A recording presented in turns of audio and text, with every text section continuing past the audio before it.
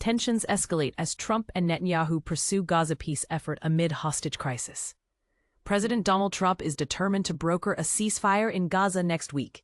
In a pivotal meeting at the White House, he will be hosting Israeli Prime Minister Benjamin Netanyahu, aiming to narrow the differences between Hamas and Israel over hostage releases and hostilities cessation. This high-stakes meeting in the Oval Office comes on the heels of Trump's controversial decision to target Iranian nuclear facilities and then negotiate a ceasefire between Israel and Iran. This move has split his supporters, many of whom feel that his anti-war stance has been compromised by escalating conflicts. Trump has pledged to be particularly assertive with Netanyahu, promising that a ceasefire deal is likely to be finalized by next week. "I'm confident we'll achieve an agreement soon," he noted in a press briefing on Tuesday. Hamas is currently considering an updated proposal for a 60-day ceasefire, brought forward by intermediaries from Qatar and Egypt. In an official statement, Hamas confirmed that mediators are actively working to facilitate discussions that could lay the groundwork for more substantive talks. As Netanyahu and Trump work toward an agreement, Israel is anticipating separate ceasefire deals with neighboring Arab nations. Israeli ambassador to the United Nations, Danny Danon, emphasized, "This visit is of immense significance." Netanyahu's position has been strategically fortified by rising public support following the U.S.-Israel strikes on Iran, rallying about 82% of Jewish Israelis to his side.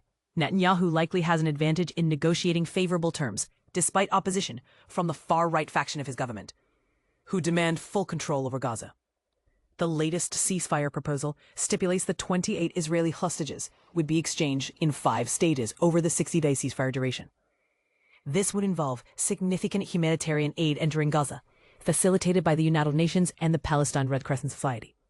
Remarkably, a phased withdrawal of Israeli defense forces from specific northern and southern Gaza territories is part of the initial agreement. Yet, the deal has its pitfalls. Hamas has been vocal about its demand for an enduring peace, which includes Israel's complete troop withdrawal from Gaza, a point of contention against Israel's stance on maintaining the right to defensive actions. Special envoy Steve Witkoff has tried to navigate these tensions, pushing a short-term ceasefire that could lead to a permanent peace. The most recent proposal has U.S. assurances to uphold the agreement and continues talks for a permanent resolution.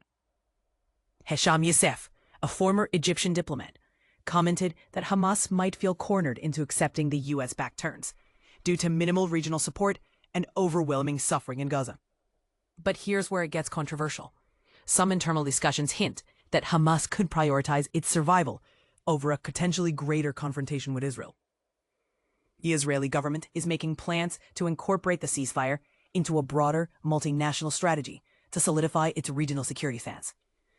Opportunities like these may not come often for Netanyahu, noted Israel Ziv, a former major general.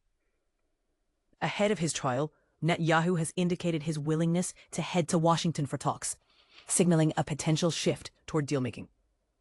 However, his government faces significant challenges from coalition hardliners angered by any indication of territorial concessions.